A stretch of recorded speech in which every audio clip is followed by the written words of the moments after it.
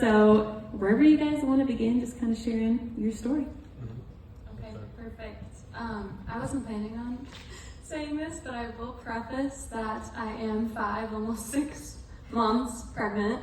So if I'm out of breath or basically anything, if I mess up at all, we'll blame it on pregnancy. Let's start there.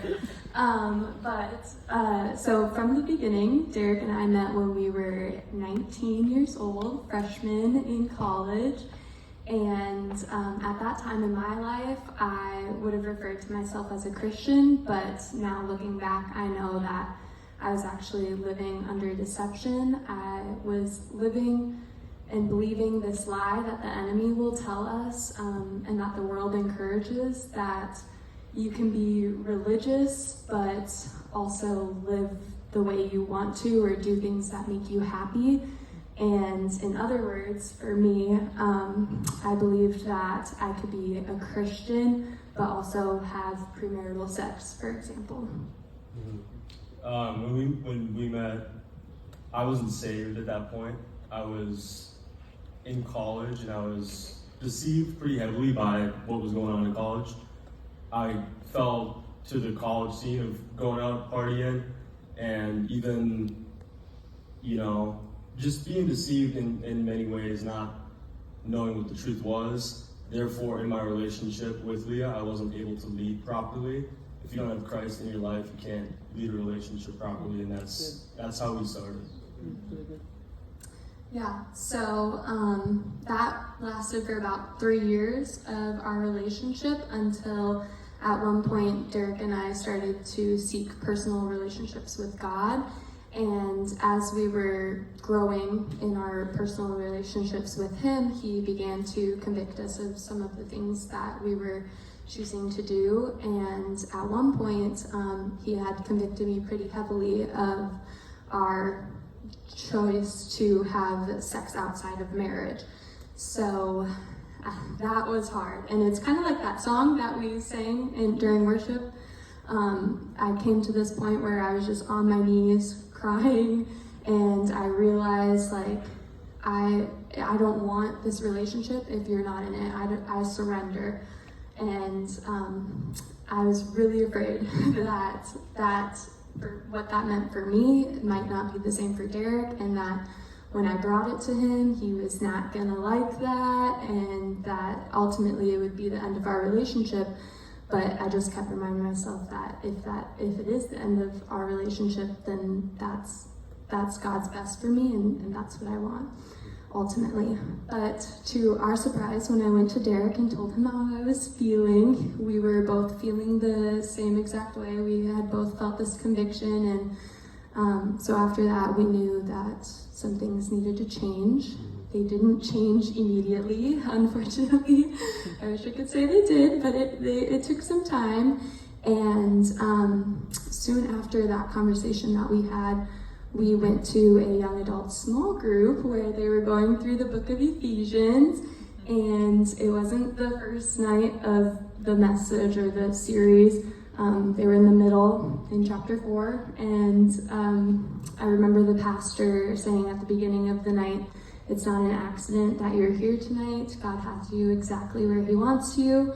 And the message, the end of chapter 4 just spoke directly to us. And we knew that in that God was confirming the conviction that we felt. And so now was really time to make a change. So a few months after that, I ended up moving out. We had been living together, and we continued to seek our personal relationships with God, knowing that it could take us in separate directions.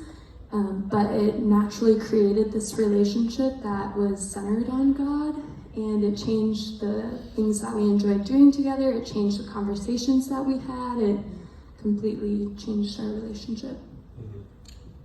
So what happened with us is God, he convicted us to live separately at the time, and during that time we actually grew in a relationship with him, and he ended up bringing us back together, and he brought us back together under his watch, under his authority.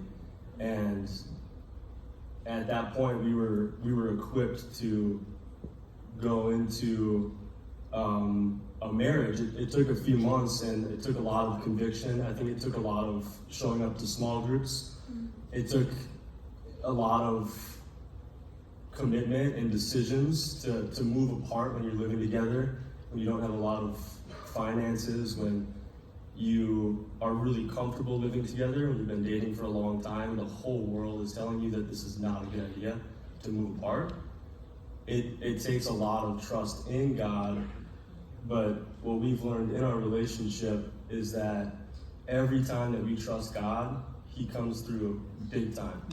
And we have our own ideas, we have our own thoughts that what we think will work out best, but whenever we trust what He says for us to do, and we do it, the blessings just, they come to us. So we got married shortly after that, after feeling some conviction. 7 months. 7 months after that. And we continued to meet in small groups, continued to feel new convictions. Even the marriage was another decision of we were engaged, but we hadn't actually planned the wedding. It was one of those things like kind of putting it off a little bit, just because the finances weren't there. And we just decided, you know what, like, this is what God wants us to do. We put everything that we had into the wedding to make it happen.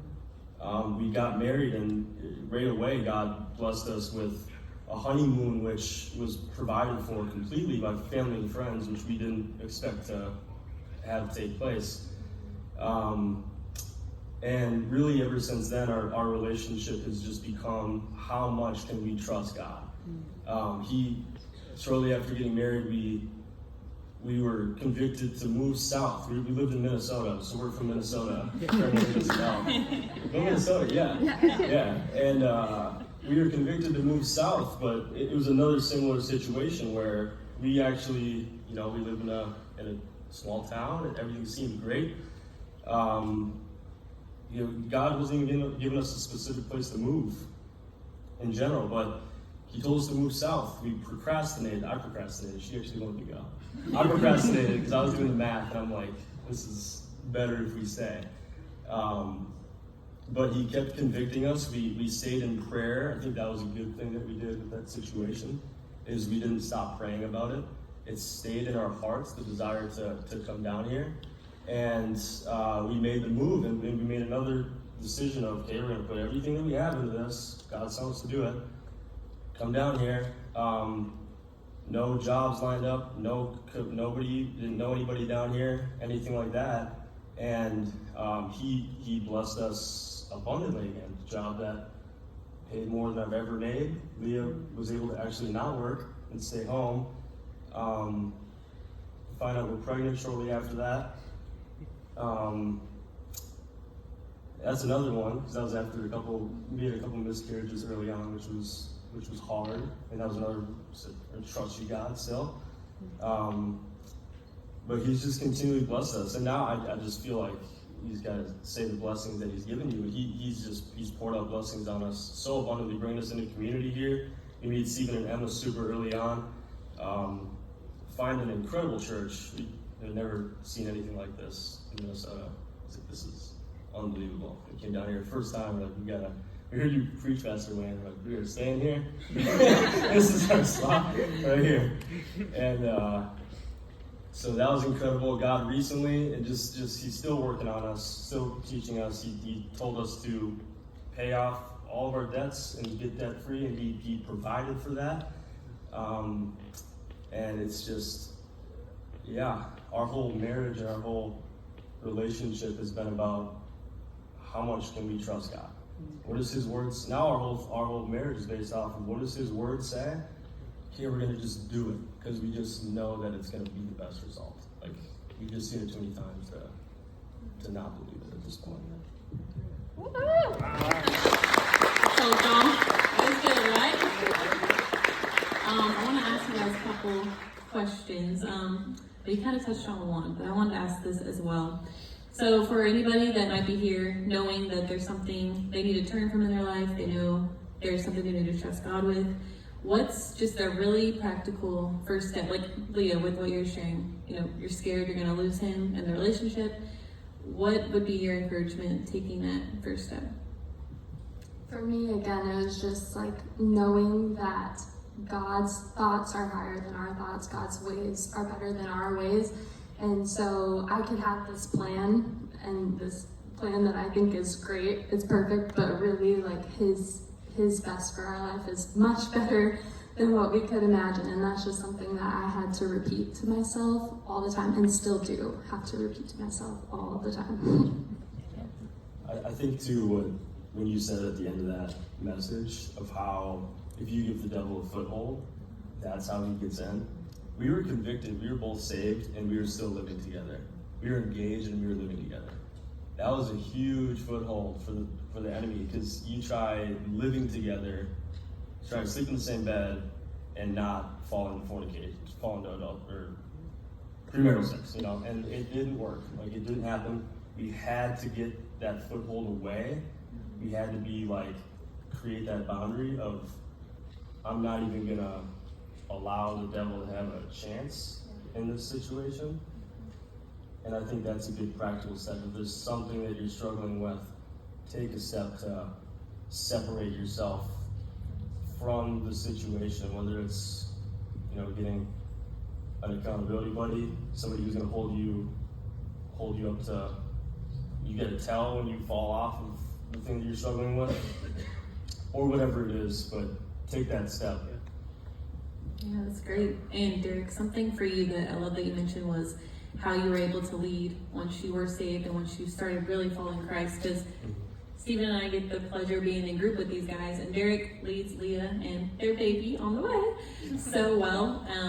And if I hadn't heard their testimony, I would have just assumed probably a kid raised in church his whole life, knows exactly how to be a husband. Seriously, he knows what the Bible says about leading. So can you talk more about flipping that? Because from what you shared, it just seemed like you guys had a typical relationship that you would find in the world, but now it's very much God-driven. You mentioned being in small groups and having, other men around you. Can you I know sometimes guys are less willing to open up maybe, so can you just speak to that? Yeah. I think first of all, you need to be, if you're a husband, if you're leading in any capacity, which everybody is, you're influencing somebody in your life. Once I got under that umbrella of Christ, you actually have that ability now equipped to lead. In terms of a marriage, it's a calling of sacrificing for your wife consistently. Almost like you're talking about tonight, you die to your old self. You die to your old desires. You put off selfishness consistently. Once you get in a marriage, your selfishness gets exposed so fast. So fast. Everyone who's married knows, it's right away. You learn when you're being selfish, and it's a very sanctifying process, marriage.